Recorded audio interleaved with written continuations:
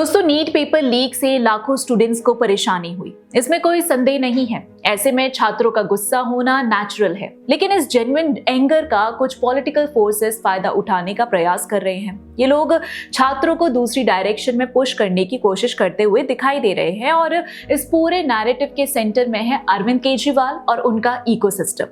केजरीवाल ने openly press conference में कहा कि अगर बांग्लादेश और नेपाल में जेंजी सड़कों पर उतरकर पॉलिटिकल चेंज ला सकता है तो इंडियन स्टूडेंट्स को भी अकाउंटेबिलिटी फोर्स कर सकते हैं।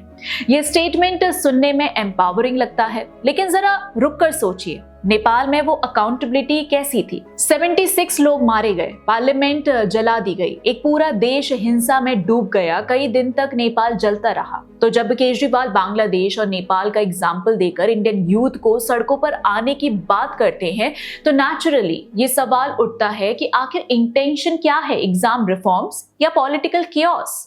और जैसे ही इस नैरेटिव को बैकलैश मिला, एक और लेयर एक्टिवेट हो गई। वही विशाल ददलानी जिन्होंने सालों तक आम आदमी पार्टी के लिए कैंपेन किया, 5 साल केजरीवाल जैसे इलेक्शन सॉन्ग्स बनाए, दिल्ली में रोड शोज किए और ओपनली पॉलिटिकल प्रोपेगेंडा का हिस्सा रहे, वही ददलानी अचानक नीट इश्यू पर वीडियो बनाकर कहते हैं जो सत्ता में है वो एजुकेटेड नहीं है, इलिटरेट लोगों को पावर मत दो, ये देश को बर्बाद कर देगा। अनफॉर्चुनेटली हम एक ऐसे वक्त में जी रहे हैं जहाँ पे एजुकेशन की कोई वैल्यू नहीं है, क्योंकि जो पावर में है वो एजुकेटेड नहीं है। And this is going to destroy India. मानो या ना मानो, अच्छा लगे बुरा लगे, जो भी है सच तो यही है। सवाल ये नहीं है कि उनकी बातों में फैक्ट्स कितना था, क्योंकि नरेंद्र मोदी कैबिनेट की एवरेज क्वालिफिकेशन पास्ट की सभी सरकारों से हाई है। सवाल ये है कि ये वीडियो एग्जाम रिफॉर्म्स के बारे में था या पॉलिटिकल मैसेजिंग के बारे में? सोल्यूशन कहाँ था? एनटीए को फिक्स करे, इसका जवाब कहाँ था? क्योंकि सोल्यूशन मौजूद है, वो सोल्यूशन जिस पर सरकार काम कर रही है। गवर्नमेंट ने मैटर सामने आते ही मामला सीबीआई को सौंप दिया। एजुकेशन मिनिस्टर धर्मेंद्र प्रधान ने खुद कहा कि कोई नहीं बचेगा, चाहे एनटीए के अंदर हो या बाहर। नीट के पेपर लीक का किंगपिन पुणे से गिरफ्तार हो चुका है, जो एनटीए के क्वेश्चन पेपर सेटिंग पैनल का हिस्सा था। सरकार सोल्यूशन की तरफ जा रही है और केजरीवाल एंड उनका गैंग सिचुएशन का फायदा उठाकर जेंजी को भड़काने के प्रयास में लगे हुए हैं। सरकार ने तो ये भी तय किया है कि अगले साल से नीट कंप्यूटर बेस्ड फॉर्मेट में होगा, यानी जिस फिजिकल पेपर सिस्टम ने ये लीक पॉसिबल बनाया उसे बदला जा रहा है। और फॉर्मर इसरो चेयरमैन के राधाकृष्णन की चेयरमैनशिप में बनी 7 मेंबर एक्सपर्ट पैनल ने 101 रिकमेंडेशंस दिए हैं कि कैसे एनटीए की कंप्लीट रीस्ट्रक्चरिंग हो सकती है। एग्जाम सेंटर्स पर डिस्ट्रिक्ट एडमिनिस्ट्रेशन और पुलिस की प्रेजेंस, प्राइवेट वेंडर्स पर डिपेंडेंसी कम करना और डिजिटल इंफ्रास्ट्रक्चर को अपग्रेड करने जैसे रिकमेंडेशंस दिए गए हैं। गवर्नमेंट ने सुप्रीम कोर्ट में अश्योरेंस दिया है कि पैनल के सभी रिकमेंडेशंस इंप्लीमेंट की जाएंगी। तो असली सवाल ये है कि जब सिस्टम में एक्चुअल रिफॉर्म्स हो रहे हैं, जब अरेस्ट हो रहे हैं, जब सुप्रीम कोर्ट मॉनिटर कर रहा है, तो केजरीवाल नेपाल बांग्लादेश का एग्जाम्पल क्यों दे रहे हैं?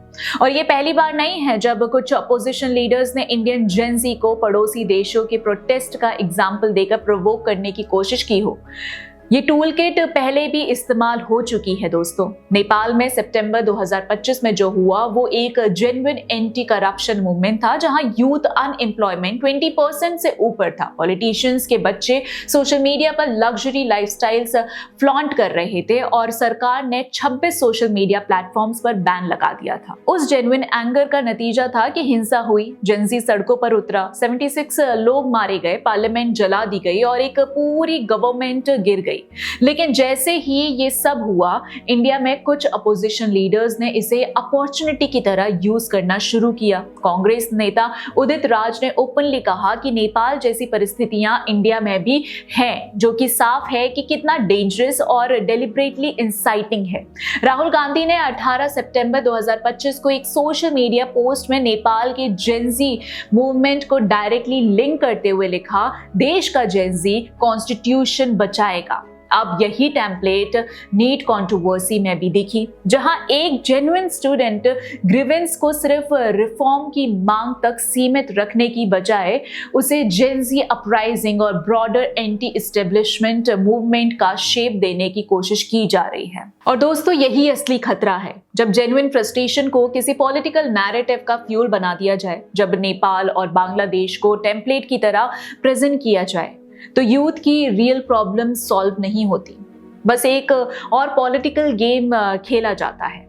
लेकिन ग्राउंड रियलिटी कुछ और है। Most of the NEET aspirants political revolution नहीं चाहते, उन्हें बस फेयर एग्जामिनेशन सिस्टम चाहिए। एनटीए ने एग्जाम कैंसिल किया, मैटर सीबीआई को गया, री एग्जाम अनाउंस हुआ, ये सब स्टेप्स प्रॉपरली लिए हैं। लेकिन इसी बीच कुछ लोग स्टूडेंट्स के एंगर को जेंजी अपराइजिंग का शेप देने में ज्यादा इंटरेस्टेड दिख रहे हैं। ये उन लोगों के पर्सनल इंटरेस्ट हो सकते हैं, लेकिन क्लियरली ये स्टूडेंट्स या जेंजी का इंटरेस्ट नहीं है। और हमारी राय है कि छात्रों को, जेंजी को ऐसे नेताओं से बचकर रहना चाहिए जो अपनी राजनीति रोटियां सेकने के लिए छात्रों के कंधों पर रखकर बंदूक चलाना चाहते हैं। अब इस पर आपकी क्या राय है, कमेंट बॉक्स में जरूर बताइएगा। और वीडियो पसंद आई हो तो लाइक, शेयर और चैनल को सब्सक्राइब करना मत भूलिएगा। मिलते हैं अगले वीडियो में, तब तक के लिए जय हिंद।